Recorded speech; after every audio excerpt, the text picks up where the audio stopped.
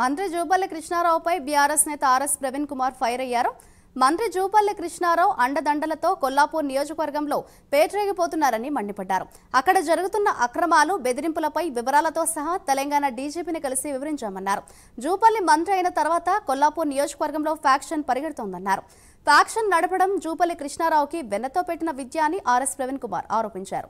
Bulldozer సంస్కృతిని తెలంగాణ రాష్ట్రానికి తీసుకొచ్చిన వ్యక్తి మంత్రి జూపల్లి కృష్ణారావు అని మండిపడ్డారు.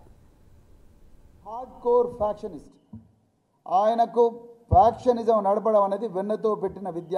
గ్రామాలను విడదీయడం, వితిన్ ద గ్రామం ఇరు వర్గాలను సృష్టించడం, వాళ్ళ మీద కేసులు పెట్టించడం. ఇలా మీరు ఆశ్చర్యపోతారు మిత్రులారా, ఎన్ని గ్రామాల్లో కేవలం ఈ డిసెంబర్ 3వ తారీఖు 2023 నుంచే ఇప్పటి వరకు ఎన్ని గ్రామాలు కౌంటింగ్ అయిన రోజున్నాయి. కౌంటింగ్ ఒకవైపు జరుగుతుంది, హర్షవర్ధన్ రెడ్డి గారి మనుషుల కార్లను మొత్తం కూడా ధ్వంసం చేయడం. అదేవిధంగా గంట్రాపల్లిలో బీఆర్ఎస్ లీడర్ మల్లేష్ యాదవ్ అని ఒక ఆర్మీ జవాన్ అండి, అతన్ని ఘోరంగా మర్డర్ చేశారు. మరి కేటీఆర్ గారు కూడా ఆ రోజు హర్షవర్ధన్ రెడ్డి గారు, కేటీఆర్ గారు కూడా ఆయన శవయాత్రలో పాల్గొన్నారు.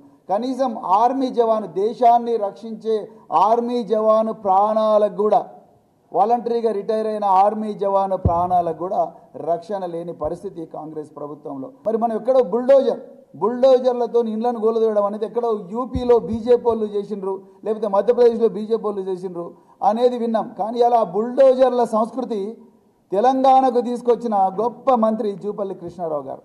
కొల్లాపూర్ పట్టణంలో ఆయనకు పడలేదని, వాళ్ళకు ఓట్లు వేయలేదని చెప్పేసి ఒక చిన్న తగాదలో బుల్డోజర్ పెట్టి ఒక